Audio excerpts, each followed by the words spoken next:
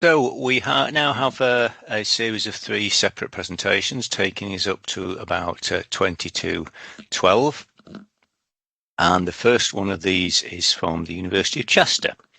It's by Professor Ruth Healey and Professor Jackie Potter, and it's about institution level competencies and how Chester University has taken a whole institution approach to developing competencies.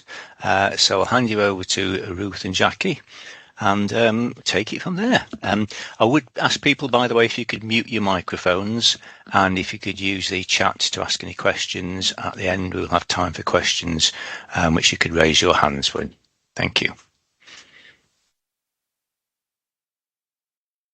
Thanks, Andrew.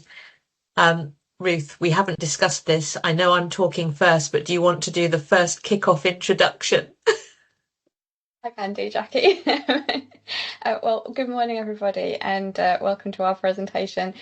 We are discussing a whole approach to developing competences, which includes looking at the sort of institutional level, but also then how subject areas develop, or a subject area develop that. I'm Professor Ruth Healey. I am a professor in learning and teaching. And a geography lecturer. And at the time when we did this, I was also on a part-time secondment for the Centre for Academic Innovation and Development. And so I had the experience of both sides of this, which I think kind of is reflected in the case studies we talk about. Jackie, do you want to introduce yourself? Yeah, hi, I'm Jackie Potter. I'm the Dean of Academic Innovation and I lead the Centre for Academic Innovation and Development at the university. And I have had a kind of a key role in developing the pedagogic framework that we've been establishing at the University of Chester for delivery from next month. So shall we skip on to the next slide? So we're going to start by looking at why did we adopt a competency approach, and particularly why we developed some cross-institutional competencies. So we took a fairly directive approach to a couple of areas of activity that we felt all students would benefit from having in their curriculum. And these were institution-wide competencies. And then Ruth is going to talk you through what happened with the rest of the curriculum in a subject area where they were referencing other elements of activity that they would want to see developed. So if we skip to the next slide, Ruth. There's a lot of context in which this reframing of learning outcomes curricula to a competency-based curricula has happened. In the main, we're moving to a new academic framework for all our taught programmes, and the discussion started in 2023 and it culminates in the implementation of a new curriculum for levels 3, 4, 5 and 7 from September 2025. And we're fundamentally changing our year structure. We had quite an unusual in the sector approach to having 24-week long single terms of 6 modules running concurrently, and we're moving to 3 10-week terms. And within that, there's going to be fewer modules. The credit volume is changing so that modules are larger, so that at most a student would be studying 2 modules in any one of those 3 terms. And in that context, we developed something called our Future Skills curriculum. And one of the 5 principles or tenets of that was that we would move to a competency-based curriculum. And I'll talk a little more about that in a minute.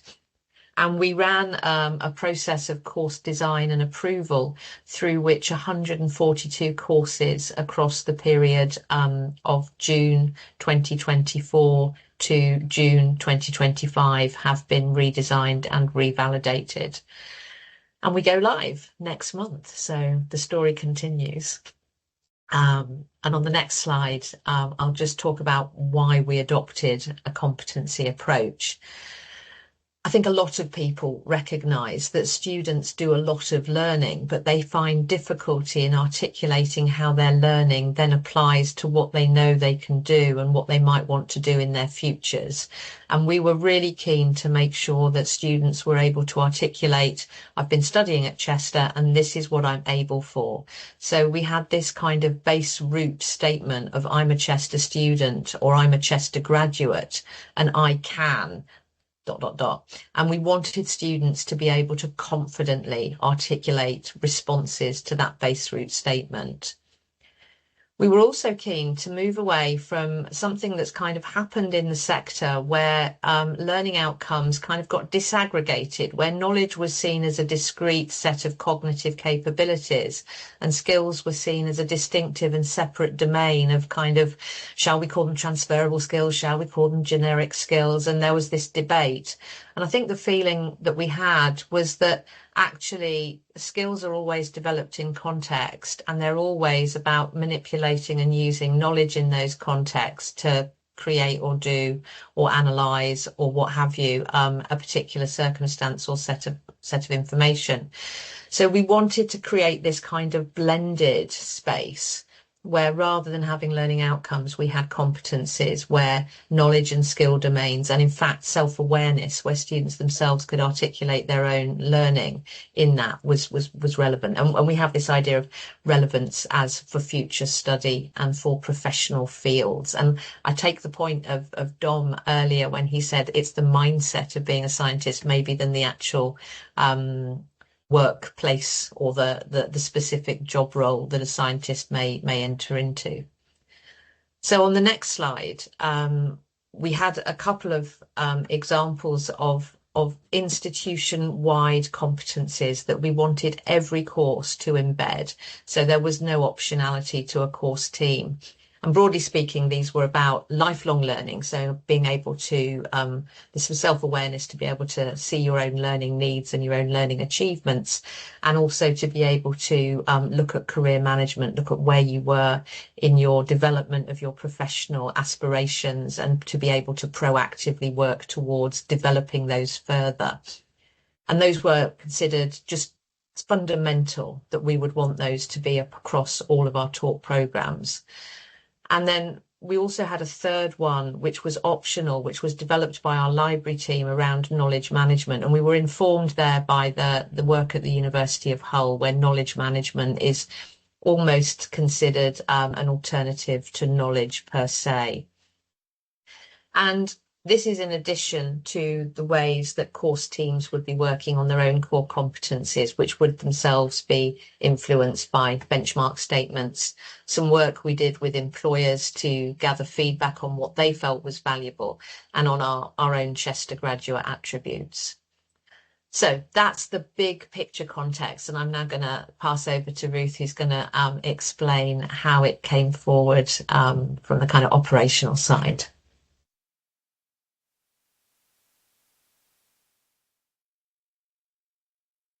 You're on mute, Ruth. Start again. Thank you, Kate. So my approach here is to really give you a sense of the practicalities of how to then implement, or how we went about implementing this in two different areas. First off, the institutional-wide course competences, and then in a subject-based format. So in my University Innovation Fellow role, as I was at the time in the Centre for Academic Innovation and Development, we very much were sort of having these conversations and thinking about competences, and Jackie asked me to sort of take this forward. So I had the remit to identify how to approach writing institutional-wide competences based on these two themes, of one around employability and one around lifelong learning. The idea was that these were going to be consistent across all undergraduate and taught postgraduate courses. So in January and between January and February 2024, I partnered with one of the career consultants from the career service, Healey, to discuss ideas and draft progressive competencies that would build from level 4 to level 7. Very much approach this as a partnership approach with careers for very important reasons, one of which was my knowledge of employability is very limited, and also to just have that whole range of different ideas kind of coming into what we were doing. So it was very much sort of focused around how we're going to do this was to build on the expert knowledge from the careers service, to ensure that this was included in any discussions about competences in this area, and to ensure that the final competences would facilitate effective practice that would enhance the employability of graduates. So as Jackie said, that remit and the phrase, and I find this really useful, of having that I am a University of Chester, whatever, graduate level 4 student, geography level 5 student, whatever the particular individual's phrase is, as a really useful kind of starting point to then think things through. So this phrasing from that student perspective very much aims to support the students then to articulate their abilities to others later on.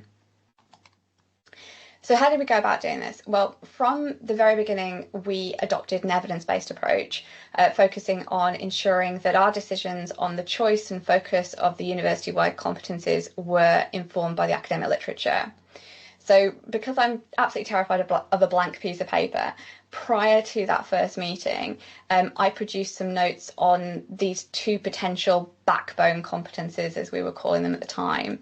So some notes around the lifelong skill of reflecting on and learning from feedback, which I felt from an academic perspective was a lifelong skill, something that would very much help our students, but also would be something that the academics would buy into, because we're always talking about how to get our students to learn from feedback more.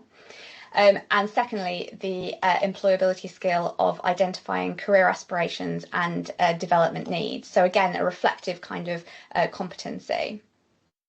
So this included notes defining what competencies were, because I was very much still getting my head around the ideas at that time. So it included an explanation of the different types of competencies from the Lawrence et al. 2020 paper, so things like self-awareness, disciplinary and professional experience, and knowledge management. And it included a preliminary review of the literature on the importance of reflecting on and responding to feedback as a lifelong skill. So for me, it was really important that we had this very clear evidence base, and there was quite a lot of text here, a few pages worth of text, which was going to perhaps be overwhelming if we actually shared it directly with staff at any point, but that it was there should they wish to delve in and kind of get their heads around that side of it a bit further. And within the broader context of supporting colleagues to develop competencies across their programmes, it was felt that they probably would be a bit overwhelmed if we kind of gave them everything, but I think we gave it them as an appendix in the end, so that they had that information to go back to should they want to. So my draft notes, we then met for a couple of hours to discuss the exact focus and potential phraseology of these 2 competencies. So these were my very much draft notes. Had this kind of focus on feedback to begin with, and these were sort of possible sort of phraseologies of things. When it came to working with Holly as a careers consultant, I think the feedback was a lot more extensive than on this one. You'll see the change. I'll show you the slides a little bit later. But I think the whole way I was thinking about employability and the things that I've been reading wasn't necessarily up to the current thinking around careers, and the ideas about a growth mindset and questioning what positively reflecting on feedback, things like this meant. So that value of having somebody else coming in, thinking about things and bringing in their expertise was really important. So my limited knowledge, as I've already said, around employability meant I think the changes on this competency were a lot more extensive, and we moved into thinking about, rather than the idea of career goals, which was sort of something I probably was brought up with, it was sort of said that the career service were exploring more the importance of students identifying opportunities for personal and professional development, and considering the appropriateness of these for individuals. So we had this meeting, very constructive, got loads of ideas from it. I wrote up the notes from that, and in discussion with the careers consultant, we kept sharing things back and forth, looking at more literature, and over a few weeks or so, we gradually developed and edited these competencies until we felt that we were happy with them and that they sort of worked for both of us, from that sort of academic side, but also from the careers side. At this point, we shared them with Jackie, as the Dean of Academic Innovation and the person who asked us to do it, for her feedback. We responded to that, and then we went back to the whole of the wide career service team, so that they could review and comment on those and feel that they felt that they were appropriate, but also felt that they could support course teams with embedding these competencies. So once they were happy with them, we then went forwards to share these with the academic leadership group for wider sharing with faculties and for schools for their feedback. We didn't actually receive any feedback at this time, so I think the sort of processes maybe either they were happy with them or they were had so many other things they were dealing with, but it seemed to be that they were generally kind of acceptable across the board. So these were later adopted as a cornerstone of this future skills curriculum, and they're going to be, as Jackie said, embedded in course competencies going forwards. So the overall outcome for this is that we've got these 2 backbone competencies that are going to be included in every single course across the university. The course teams, however, can choose how they want to assess them. What we did as part of our development of this was have some suggestions, which I'll show you on the next slide, which illustrate kind of things that they might go forwards with. So this is one of the final competencies. They're probably not going to be on screen long enough for everyone to read, but these slides will be available later should anybody want to. But just to illustrate how that growth mindset kind of got filtered into this, and then also on the right hand column, the kinds of assessments that we were talking about might be possible. So for example, at level 4, we're talking about recognizing when they're receiving feedback and recognizing really what feedback was, and then potentially manage their responses to that, recognizing the potential emotional responses that students can have when they experience feedback. And then an example, illustrative assessment for that might be something like logging feedback received during level 4 and reflecting on their personal responses to this. And then the careers one, is a bit more information there, but I'm conscious of time, so I'm going to move on to the next case study, but if anybody would like to go back to this later or see the slides later. So just as a summary for that, this illustrates really how competencies are not necessarily the traditional focus of traditional degrees, and how they can be then embedded across curricula. Then early stages of seeing how staff choose to assess these competencies at this point in time. So we're still kind of trying to get a sort of sense of exactly what they're going to be doing. If you come back to us in a year, we might have a bit more information about assessment.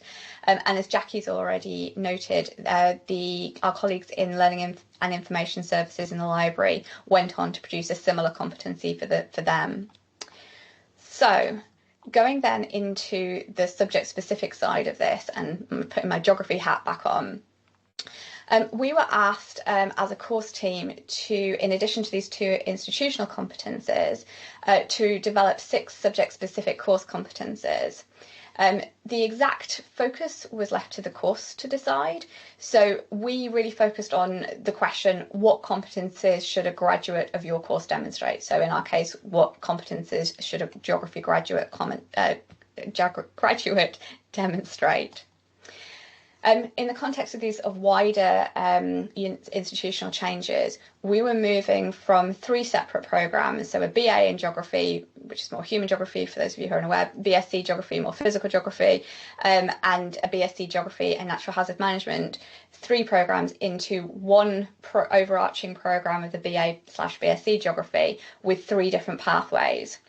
So we're needing to think about the course level competences in relation to these 3 different pathways and having these overarching competences that will relate to all of those that we could then nuance to the pathways should we want to. So again, going back to my fear of a blank sheet of paper, I had the idea of trying to use AI to see how that might help us get things started.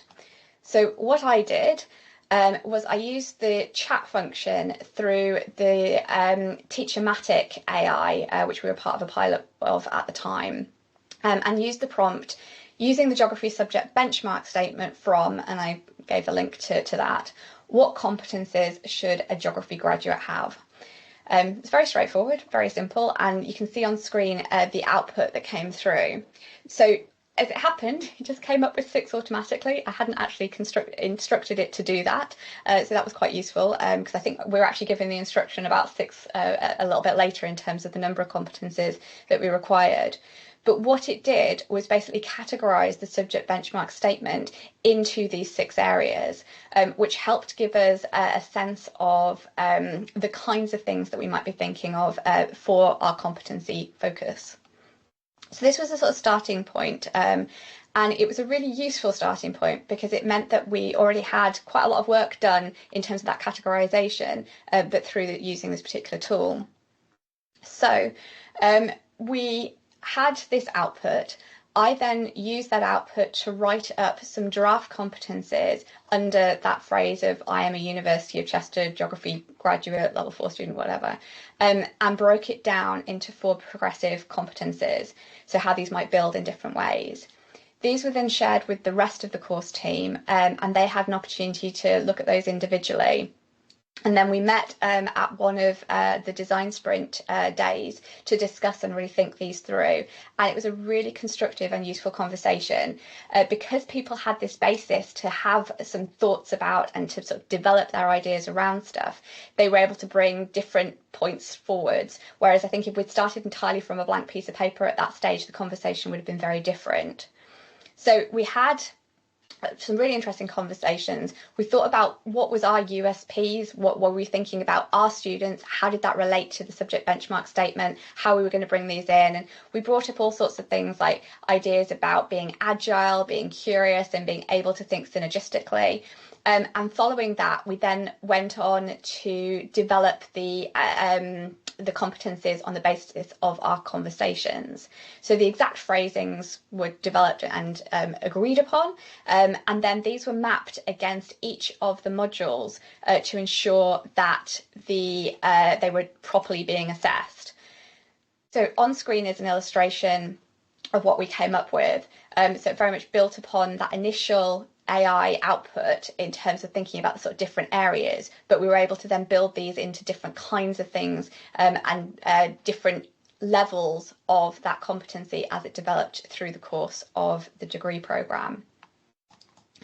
So the assessment plan, we had a wonderful spreadsheet that was provided by Cade that enabled us to just very clearly map on exactly which competencies were being taught and which competencies were being assessed in each of the modules to make sure that everything was being developed how we needed it to be and that no competency was missed off at any point.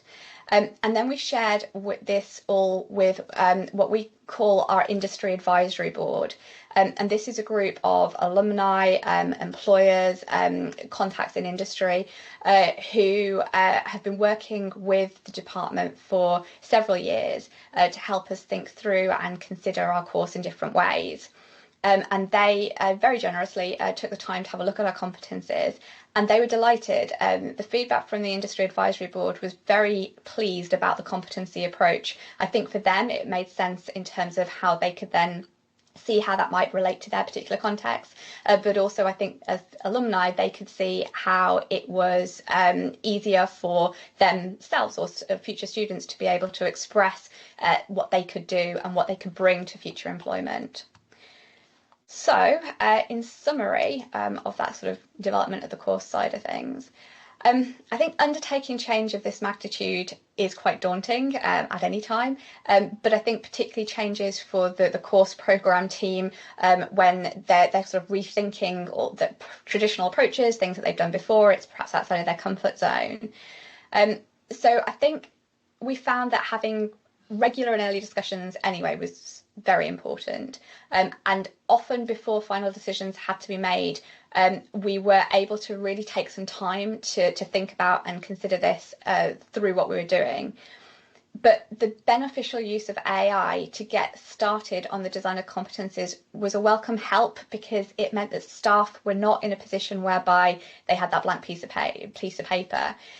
They were able to have something to start that discussion, to facilitate that conversation, and it saved significant time by using that particular tool to help get there. In terms of using it, it ensures that it aligns really nicely directly to the subject benchmark, and it ensures that we are developing competencies that are both relevant and valuable. So the course competencies are now the basis for module competencies. So what we've done is we've taken those overarching competencies and we've just made sure that they're within every module, and because they're designed by level anyway, you can sort of basically just put them in. Sometimes because of those pathways where we've got the human geography, physical geography and hazards pathways, we have then tweaked them in order to make them appropriate to that subject area. So maybe it might be rather than geography, it's human geography, or rather than geography for the pathway, it's tweaked to say it's hazards, something like that, to make them sure that they are aligned to the student's chosen subject area. And we've also had the opportunity to talk to other subject areas who are sort of obviously working through similar processes at the same time about our approach, and they've gone on to develop something similar in their area. So I think that brings us to our 25 minutes, which leaves us about 5 minutes for any questions if anybody has any thoughts.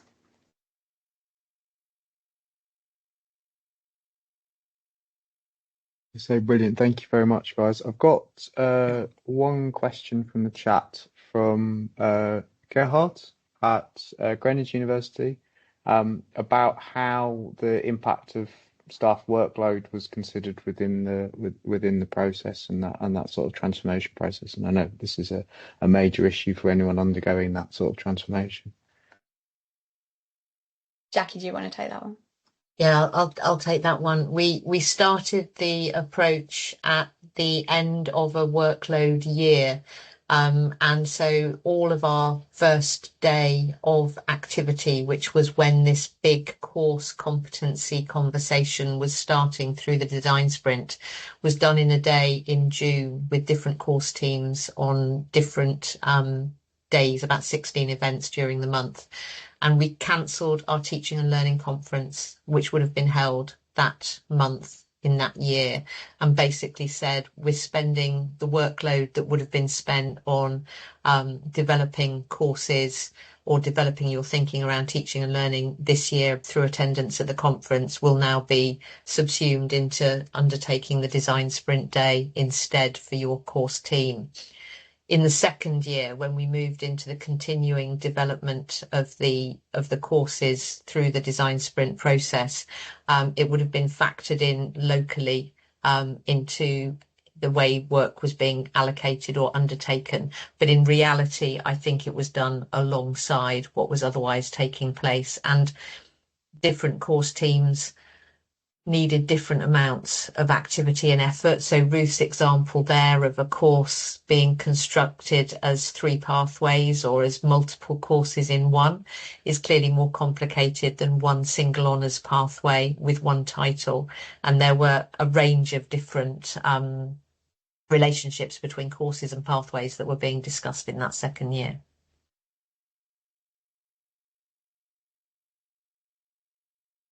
So possibly also worth pointing out the Chester CDF project about redesigning stuff across the whole curriculum and some useful stuff in there, yes? Yeah, absolutely, Dom. And thank you to you and Andrew for your help. So in reciprocating the working together on this kind of activity, Dom and Andrew have been involved as critical friends to a piece of evaluation of our curriculum reform process, the actual design sprint model that we used. And that will be published by Advance HE in October, I understand.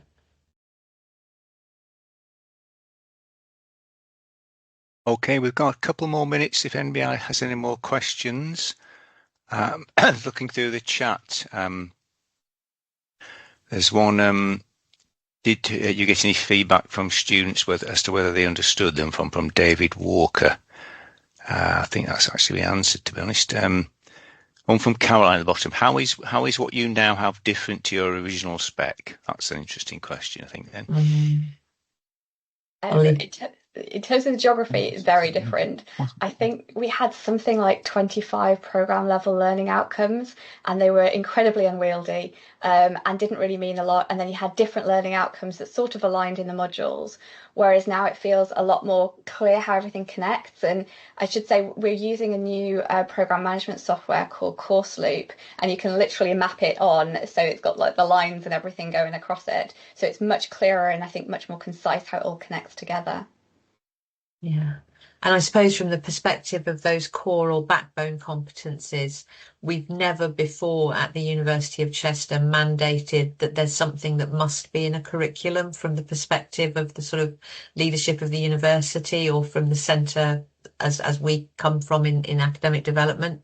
So I think that's quite novel. But interestingly, it was very much supported. We did a lot of work with employers at the get-go, where we were running roundtable events and asking them what kind of skills and attributes and behaviours they valued in the workplaces, and what did they see from Chester graduates and broadly from graduates that they employed from other institutions. And so that really helped us to inform what they would want to see. And they were very clear that they wanted young people, more broadly even than students, that were able to respond to feedback, to recognise it and to respond to it in constructive ways. And obviously we were very keen to see that students were able to come into the university, perhaps not career ready in terms of graduate outcomes, but able to really start to go on that journey independently as they studied with us. Okay, thanks, Jackie. Right, let's just take one more question before moving to the next one. So there's one from Lucy Turn that says a couple of things. How did the courses with professional accreditations, i.e. PSRB ones, respond to the compulsory competencies? Yeah, it's a good question, Lucy. We've taken all of our programmes through that didn't have PSRB requirements, and more broadly now, and in the latter stages, we've been working with ones with professional body requirements. To my knowledge, there is not a single professional body that has said they're not appropriate. We have had other things that they've wanted to change about things like the structure of the way we're delivering the curriculum, or things that they've wanted to additionally obviously require within it in terms of content or assessment types and so on. But we haven't seen any kickback against those two competencies. And to be honest, I think it would be hard not to say you want students to be able to work really well with feedback and to do that in a process of developing themselves as lifelong learners. And you'd want them to develop their career thinking or their sense of professional self-management. Definitely, definitely. Okay, thank you very much, Ruth and Jackie. That was an excellent presentation, really thought-provoking, really good.